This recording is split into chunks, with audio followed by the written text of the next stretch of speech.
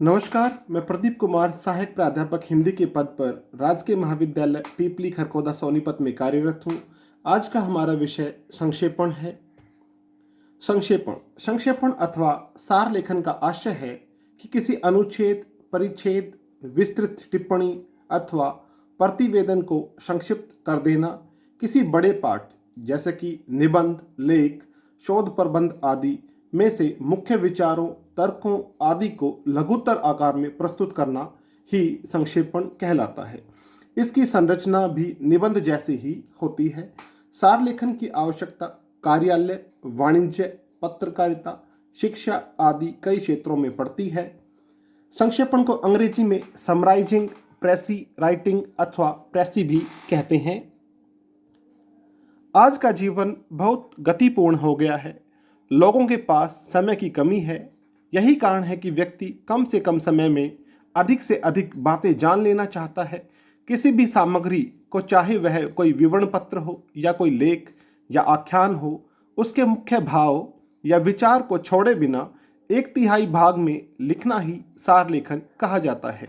मान के चलिए आपके पास कोई 3 पन्नों की या 3 पृष्ठों की सामग्री है। आपको उसको एक पृष्ठ में ही उतार देना है। इस प्रक्रिया को ही संक्षेपण कहते हैं। अपनी बात को प्रभावी और रोचक बनाने और उसे पाठकों की समझ में आ सकने योग्य बनाने के लिए लेखक अपनी बात को दोहराता है, मुहावरे और लोकोक्तियों का प्रयोग करता है, किसी कथा प्रसंग से उसे प्रमाणित करता है, विद्वानों की उक्तियों को उद्धृत करके उसे ठोस बनाता है, अलंकार युक्त शब्दावली का प्रयोग करता है और कथ्य को विस्तार देता है। इन सब कारणों से मुख्य विचार कम होते हुए भी सामग्री का आकार बढ़ जाता है। संक्षेपण में जो बातें महत्व की होती हैं उन्हें हम स्वीकार कर लेते हैं और शेष को छोड़ देते हैं। जैसे कहा जाता है, सार सार को गही रहे, थोता देत उड़ाए।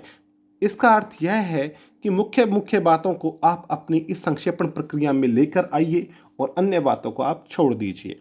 इसके पश्चात देखते हैं संक्षेपण की प्रक्रिया। संक्षेपण की प्रक्रिया में कुछ महत्वपूर्ण बिंदुओं को ध्यान में रखा जाना चाहिए। मूल पाठ से संक्षेपण में अर्थ का संप्रेषण भिन्न नहीं होना चाहिए। दंगल झाल्टे ने इसकी प्रक्रिया को निम्नवत रूप से समझाया है। नंबर 1, संक्षेपण करते समय सबसे पहले मूल अनुच्छेद या विषय वस्तु को एक से अधिक बार ध्यानपूर्वक पढ़ लेना चाहिए। इससे मूल अनुच्छेद का भावार्थ समझ में आ जाएगा। तब तक सार लेखन की शुरुआत नहीं करनी चाहिए जब तक कि मूल विषय का भावार्थ समझ में न आ जाए। नंबर 2, मूल अनुच्छेद को पढ़ने के बाद महत्वपूर्ण तथ्यों, बातों तथा विचारों को रेखांकित कर लिया जाना चाहिए। रेखांकन करते समय मूल विषय से संबंधित कोई भी महत्वपूर्ण अंश नहीं छूटना चाहिए। इसके बाद मूल में व्यक्त किए गए विचारों, भावों तथा तथ्यों को क्रमबद्ध कर लेना चाहिए। नंबर 4, मूल अनुच्छेद को 1/3 में संक्षेपण करना चाहिए। इसमें संक्षेपक को अपनी ओर से कोई भी तर्क वितर्क करने तथा किसी अतिरिक्त अंश को जोड़ने की अनुमति या छूट नहीं होती है।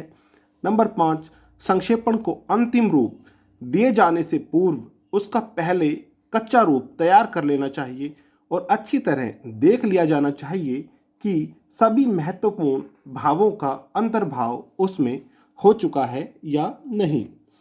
नंबर 6 पर संक्षेपण तैयार करते समय मूल अनुच्छेद में वर्णित या उल्लिखित कहावतें, मुहावरे, वाक प्रचार तथा अलंकार आदि को हटा देना चाहिए।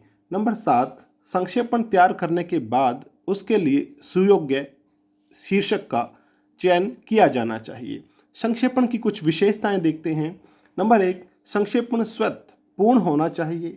नंबर 2, संक्षेपण में भाव एवं भाषा शुद्ध एवं सुस्पष्ट होनी चाहिए।